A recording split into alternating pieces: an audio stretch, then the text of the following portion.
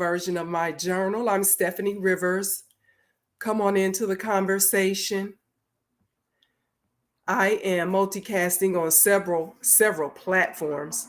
So you could be watching on YouTube or Facebook or Twitter or on Instagram, on whatever platform you're watching. Be sure to like, share, and subscribe so that when I post new videos, you'll be the first to know. Now, when it comes to politics, most Americans pay more attention to what's going on Capitol Hill than what's happening with their state legislators and local politicians.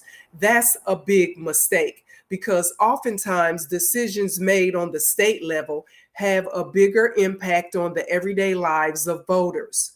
State reps know this, so many of them hide in plain sight, making decisions on the state level that have more impact than voters could imagine. Here to talk about it today with us is Tennessee State Representative Sam McKenzie of the 15th District. We want to welcome him to the conversation. Thanks for joining us. Great to be here. Thank you for having me.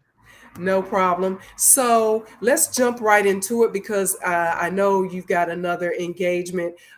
Essentially, the governor of Tennessee signed an executive order approving stricter background checks for people who want to purchase firearms in Tennessee.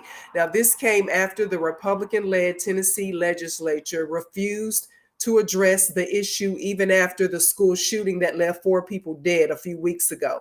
Why do you think Tennessee Republicans in the state house, known as the supermajority, because it's 75 Republicans to 25 Democrats, why do you 24. think they've resisted addressing gun legislation? It's really sad. They're just in the pockets of the Tennessee Firearms Association and the NRA. I don't know what they're afraid of. There's this misnomer that the right to bear arms is absolute. It says 2 things: a well-regulated militia, and that's what we're trying to shoot for. And the governor kind of gets it. His doesn't go far enough, but we shouldn't have mentally ill people possessing and using firearms. And we should not have these assault rifles in any and everybody's hands.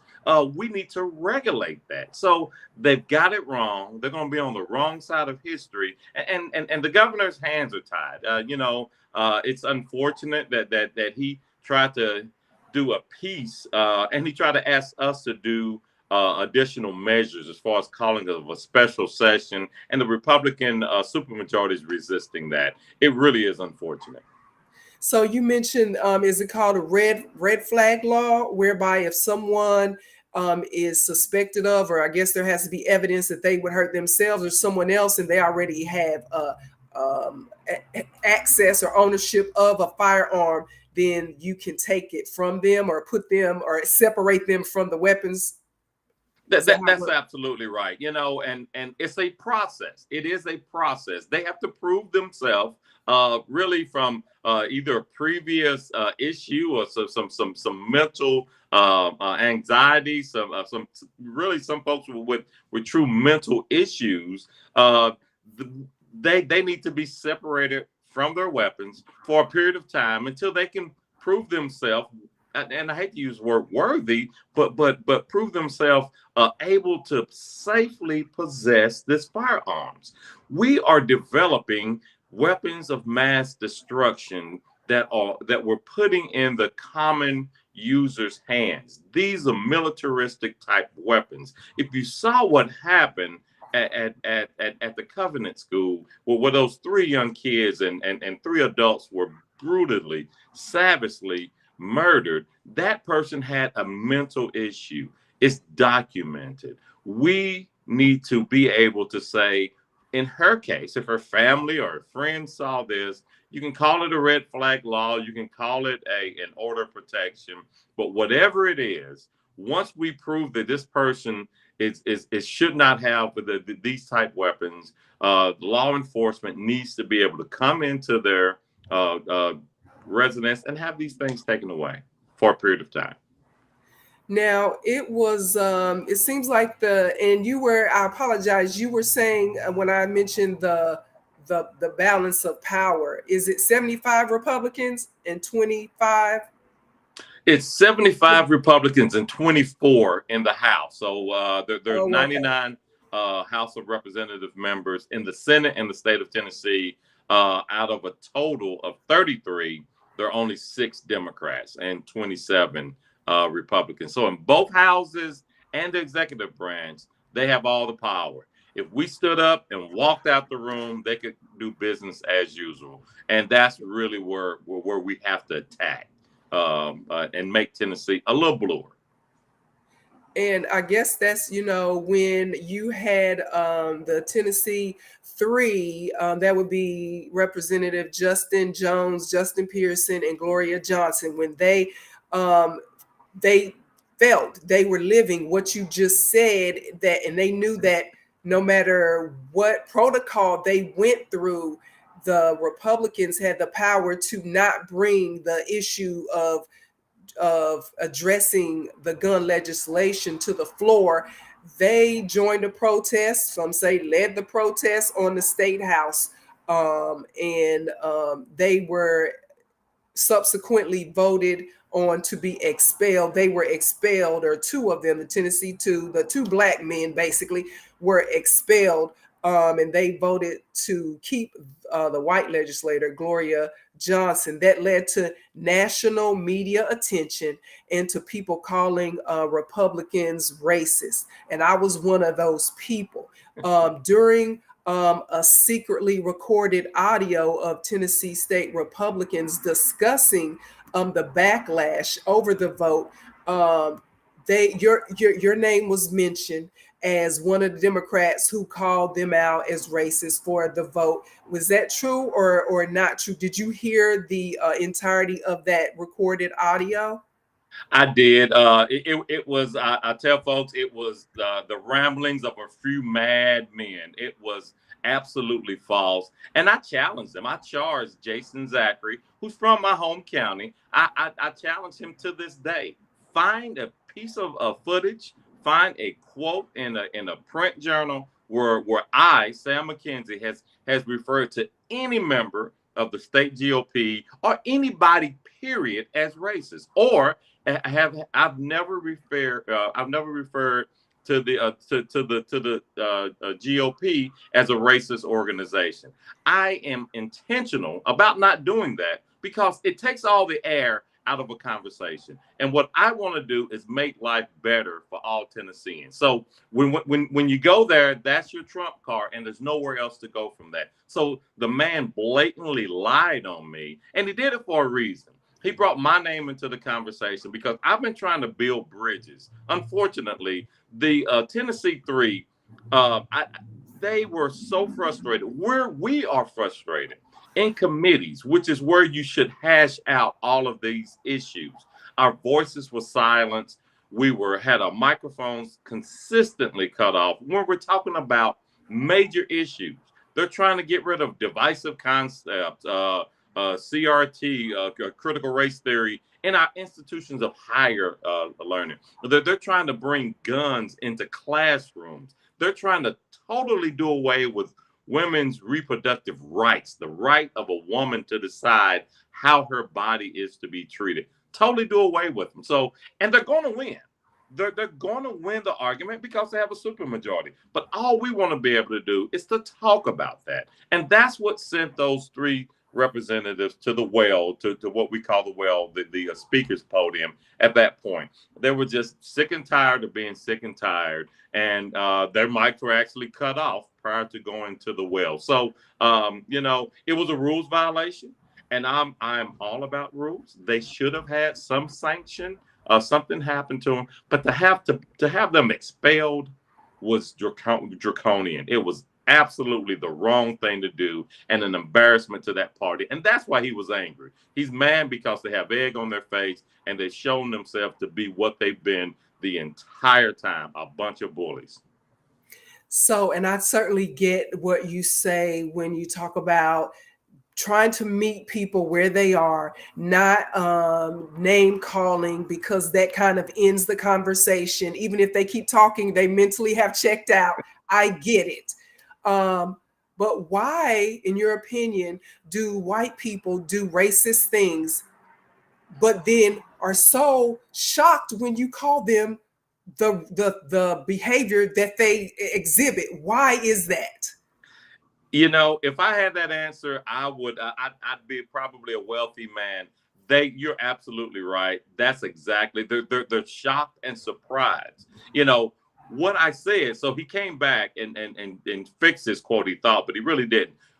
And he was correct on what I said. I said the Republican Party in the state of Tennessee have been throwing bullets at the African American community, and they have. I can prove that. I got one piece of data. They tried to take over a totally black city, Mason, Tennessee, a little small town, because Ford is going to build a super plant there to build their battery operated F-150s. The Republican Party tried to change the name of a street from Representative John Lewis Way to Donald Trump Way. And the same legislator that did that tried to bring back lynching as a form of capital punishment. And then to beat it all, I think your alma mater, Tennessee State University, our only a historically black college and land grant university, the only public HBCU in the state of Tennessee, they've been attacking, trying to have the president removed, trying to have the board size reduced from every other school has 10 to 5. They've been trying to sunset the board and send it under the junior college system. So these are bullets that they've been throwing at black people. So that's what I'll say, and I'll tell anybody, those are points of fact. Those are data points, and they just tend to not to want to run away from them and not look at them in totality. So is that, and I was going to ask you later on in the conversation, what made you want to jump into politics and to become a state rep? Is it because you know and learn things about this? Because I knew about the all black town and Ford coming in, and now all of a sudden they are paying so much attention to this town, and about the $500 million at least owed to TSU for its budget. I've known about some of these things, but I'm just, as far as getting into politics, I no longer live in Tennessee. I live in Texas now, but it just takes a special kind of person. But I know somebody has to do it. So I commend you for doing it. What made you want to jump in and try to be a part of the solution? Well, it was a convoluted decision. I've always been very active in my community. I represent part of Knoxville, Knox County. An African-American population in Knoxville is fairly small compared to the other metropolitan areas in the state. So, I went to Fisk University, and W.B. Du Bois talks about the talented 10th. And so the 10% of our town of our community that are leaders have to stand in the gap and have to step up. So that in a nutshell is why I've always been active in local politics. And I'm kind of made for our state. The state meets for about 4 months, and it's intense. It's a lot of bills. 1,500 bills come through our committees and our systems. And so I just felt the calling and stepped up. And as you said, I'm in my 3rd year. I was reelected one time, and I'm the current chair of the Tennessee Black Caucus of State Legislators. I've been in leadership in my job and other things. So I just felt the tug, I felt the pull, and overall, I know that we are moving the needle.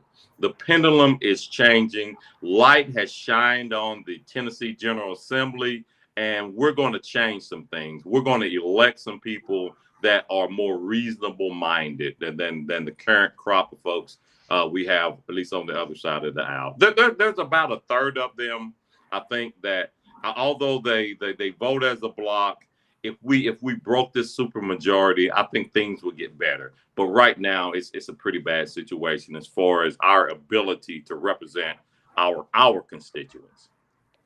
So, when you shine a light on one thing, there's probably some other issues going on, and that has what has happened with national media shining the light on the Tennessee 3 vote and the expulsion of only two of them. Some people might say who happen to be Black.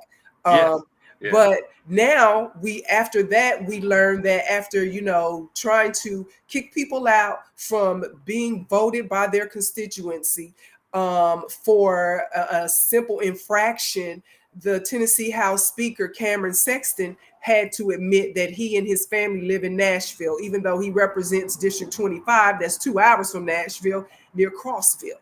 He admitted this only after journalists uncovered it. And his excuse is that he spends so much time in Nashville on official business that but it wasn't 24/7, but he moved there. So he's going back and forth on it. Republicans don't seem to care in the state house that he has been doing that. But that it also led to some travel receipts that he had been submitting that would lead people to believe that he was going back and forth when really he just lived up the street from the state house.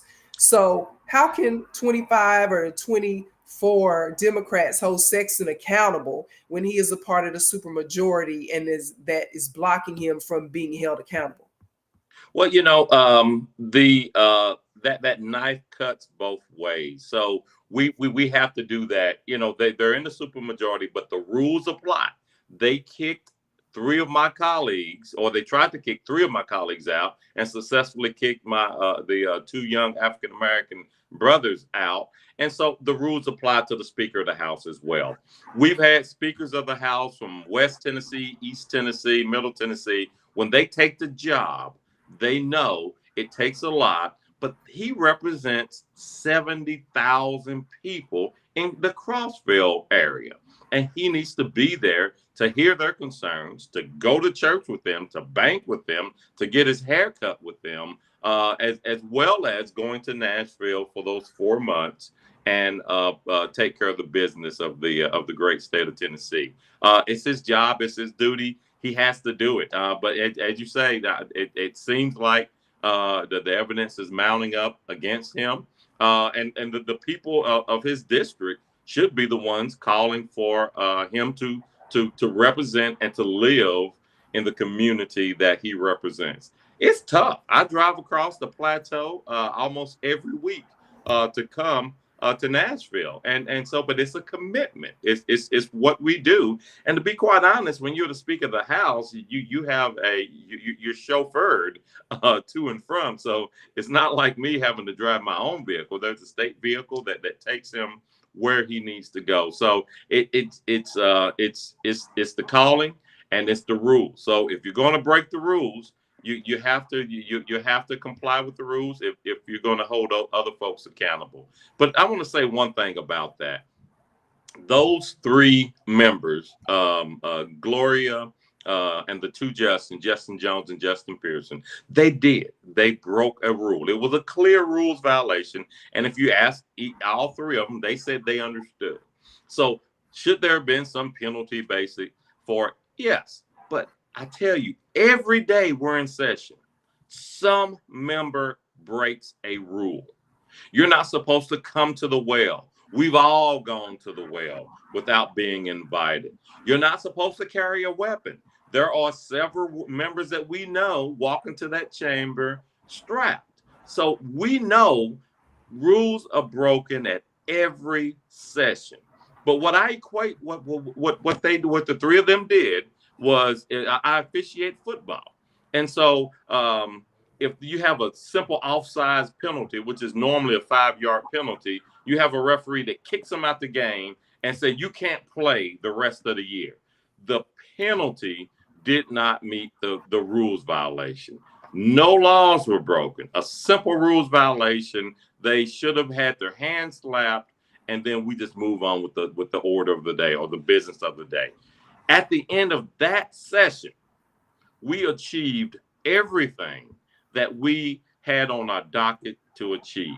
So they did not interrupt the flow of business, and that's what they'll tell you. Oh, they interrupted the session. They did all these bad things. We did everything that night that we were going to do after a 15-minute break. So, and that break was because they kept shutting us up. So, that's what happened there. But yes, the speaker, the caucus chair, if folks are breaking the rules, we need to hold them accountable as well. So someone else who has been had the audacity to vote someone out is Republican Representative Scotty Campbell, who voted to purge the Tennessee 2 from the legislature for simple infractions, was found to have had sexually harassed at least one intern by a committee. So somebody knew, the committee members at least, that investigated the intern's claims. So despite accusations of extremely vulgar comments and other inappropriate advances, Tennessee Republicans did not remove him from leadership positions nor from his committee assignments. They did nothing to punish him. It was only after another TV station confronted him about it, and he resigned hours later. So, what was your take on that? When did you find out about all of that? And how is, so he's gone? Because I saw on that newscast later on when the Republicans, I guess those Republicans, walked up to the camera and said, well, he just resigned. So, and then they walked off like, and that's the end. Like, no, that's not the end. Y'all knew about this and y'all like, what's up? So how is that being handled? You're absolutely right. They knew about it. Well, the ethics committee gave their findings. So the speaker at least knew about it for 3 weeks. I know they rushed the end of this session.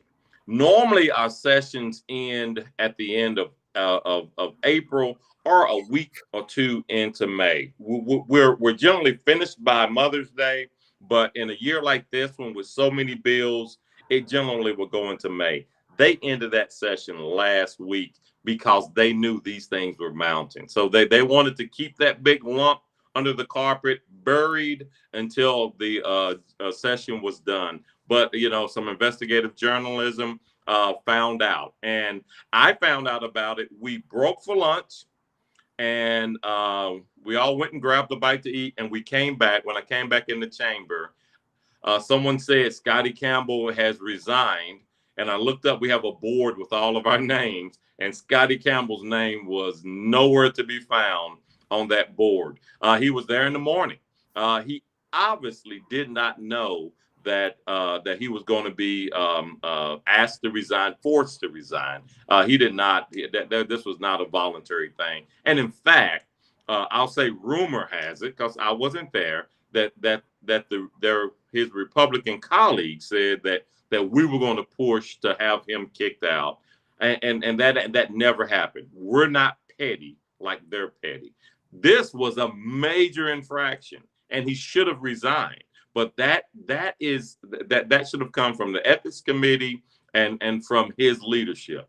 But even his leadership didn't have the courage enough to say, you should resign based on the fact that you've been harassing at least one woman and maybe a couple of other ones. So, I'm also hearing that ethics subcommittee has been busy and that there may be some other things coming. We'll see. But it just goes to show, you got the deals going on with the speaker. You have Scotty Campbell. You have folks lying on other members. They're drunk with power right now. And it's time for a change. And we have to effect some changes here in the state of Tennessee. One last question.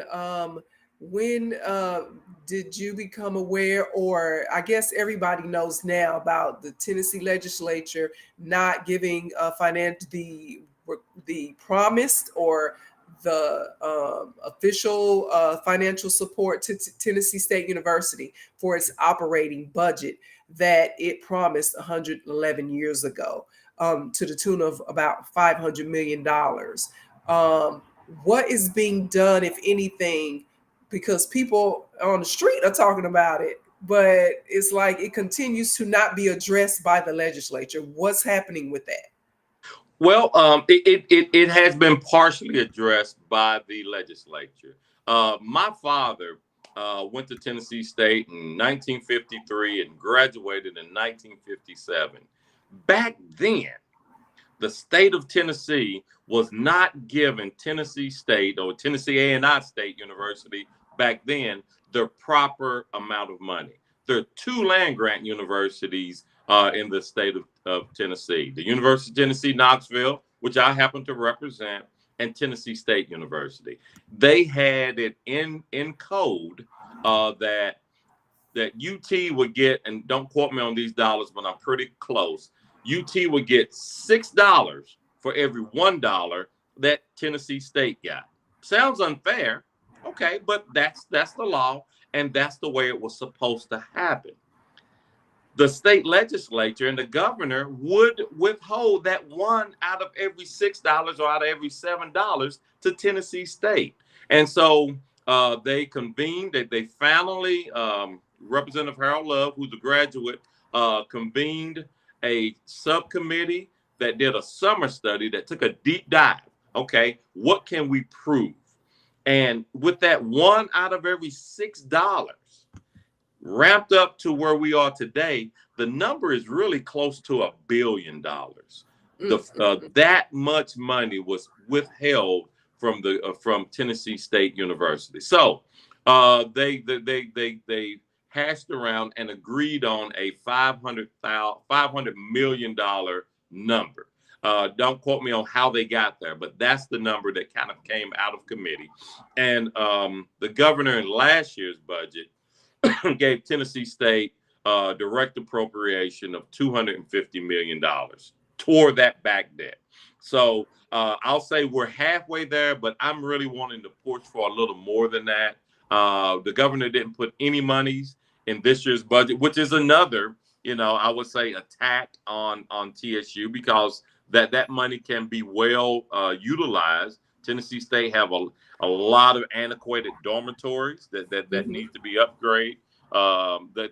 We also did get money to build a new agriculture building to the tune of about $30 million, but they still owe TSU, and we're going to continue to fight. We will continue this negotiation, peaceful negotiation, peaceful protest, but we're going to fight to get Tennessee State every dollar that it deserves. Well, I thank you for that on their behalf in future students and graduates. So, what would be your advice to constituents, to people who pay more attention to national politics over state politics? What's your advice on that? You hit the nail on the head, and this is a shift. With 20 years ago or more, 15 years ago, a lot of these policies were being decided in Washington, D.C. And they would flow down to the states and to the cities. But what I would say those ultra conservative, those ultra right groups have figured out is that, if we can plant a seed in Texas and pass a really, really bad bill in Texas that gives everybody a gun, we could shop that bill to Tennessee, try it in Florida, try it in Georgia. If we could have a super aggressive abortion bill in the state of Tennessee, we can float that to Texas and Mississippi. And similar with education, trying to spend public dollars on private schools in the K through 12. So that's what's happening now. They're getting down to the state level. So what can we do? We have one weapon. When the Bible talks about putting on the whole armor of God, the one offensive weapon they have is the word, is the Bible. In our case, we got that voting booth. That's the one weapon that they can't take. And they've been trying to take it away, but that's the one weapon that we have. Tennessee is not a deep red state. It's just gerrymandered to look that way. And that's what we can break it apart. Tennessee is the 46th state in terms of voter participation. Think of it. If we could turn it to 36, if we could do that, we're going to get more African American elected officials. We're going to get more like-minded Caucasian American state representatives and state senators, and we're going to shift this balance. So that's the one thing we can do, is mobilize and educate our people and have them vote, just not when the president's running. If there's a ballot for dog catcher, they need to be there to vote for that. I agree. So I thank you, Representative McKenzie, for joining us, and we'll keep you in our Rolodex in case we want to invite you back. All right. Thank you for having me. All right. Have a good one. All righty. Bye-bye. So that was Representative Sam McKenzie of the 15th District. He's a Tennessee State representative, and he was just talking with us about where the skeletons are buried in the Tennessee legislature. Now, let's look at another state before we head out that has some sneaky links going on in the state house, and that would be Georgia. In Georgia, they just passed a law, or they're trying to get a law passed in the state. Well, they passed it in the state house, in the Senate, state Senate, to create a commission that will investigate, discipline, and go as far as to remove local district attorneys when anyone alleges that a DA is prosecuting anyone for political reasons.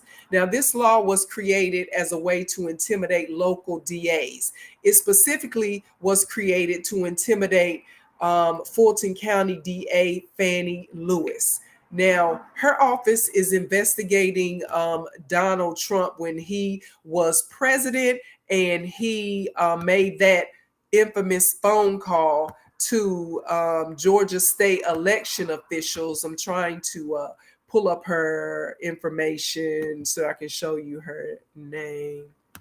Her picture. So I will find it momentarily. So they, Fannie Willis's office is investigating Donald Trump's recorded call to Georgia election officials, begging them to commit a crime by reversing Georgia's election results in the 2020 elections. So remember that call where he asked the Secretary Brad Raffensperger to find 11,780 votes. Let me see if I can pull her picture up. So, oh yeah, that's it right there. Here's a picture of the district attorney of Fulton County, which Atlanta is in Fulton County, Georgia. That's Fannie Willis. Okay, so she just made an announcement last week that in July, she plans to announce if any charges will be filed against Trump for that call. And I think she will file charges.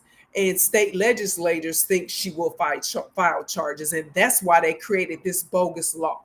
So if they can't get her to not file charges against Trump, then they will try to get her thrown out of office using this commission after she files charges, because they know, as Black and brown and Democratic as Atlanta, Georgia is, that they can't vote her out by saying whatever they want to say and having voters to vote her out. They got to now do something extra. They got to create a commission to do it. So these people and these state legislators, they are just over the top with how they are operating now, and they are showing themselves to be exactly who we think they are. Every time I remember every time when President Joe Biden said, I don't even know if he was president at this time, he said, "This is not who we are," referring to the people who went on, who did the attack, the January 6th attack on Capitol Hill. I forgot what they call it, whatever. Y'all know what I'm talking about. He said, "This is not who we are.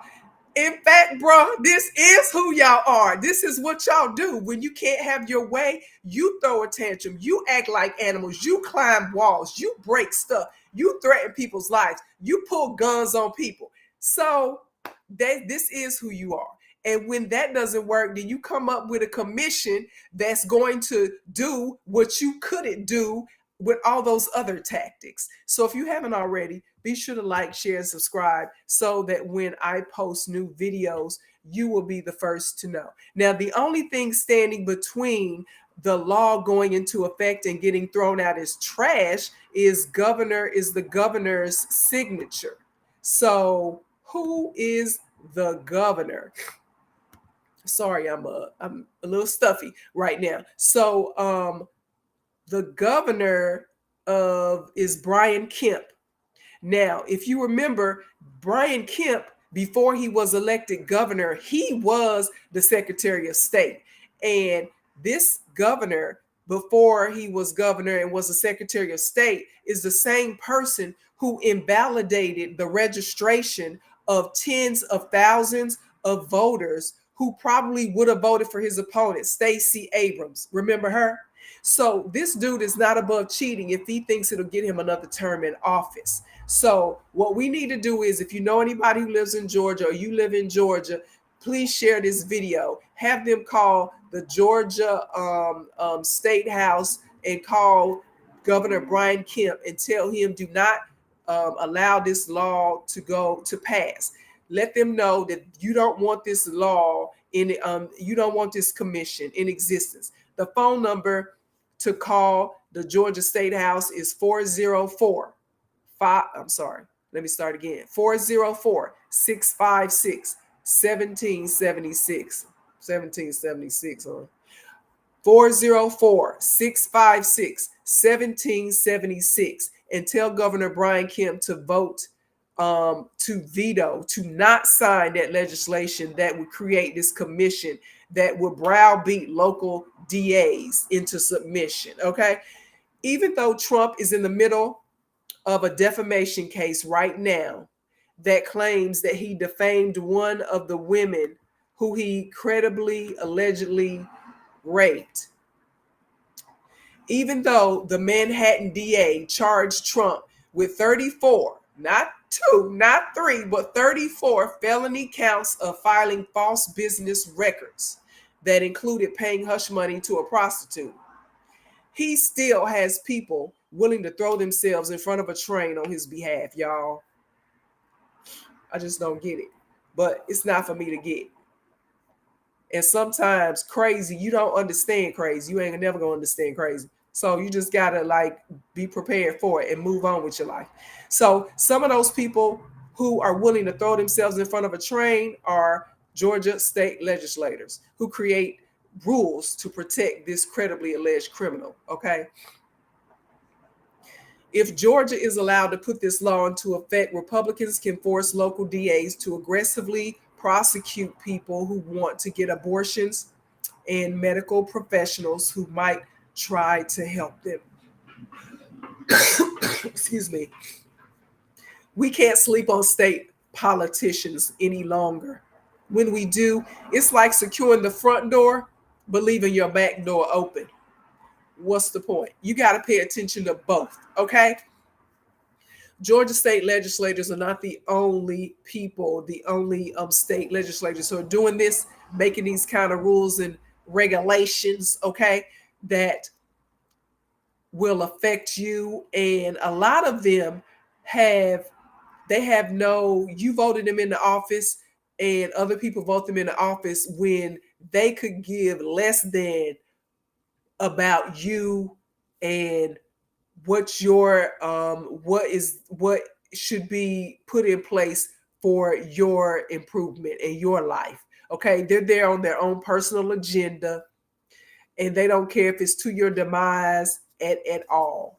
And so we have to start paying attention. So I just talked about Tennessee and Georgia today. There are a whole lot of other places where things are going on that you need to know about. So be sure to pay more attention to what's going on in your state legislature and not just be looking at Fox or CNN or News One or whatever those other stations are who talk mostly about national politics. You have to know what's going on in your up the street from you, because they're taking your tax dollars and they're taking your tax dollars and whatever else y'all giving them, your time and talents to do whatever they want to do with it.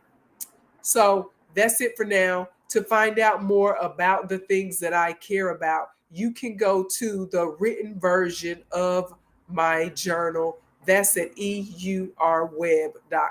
Thank you so much and have a super day.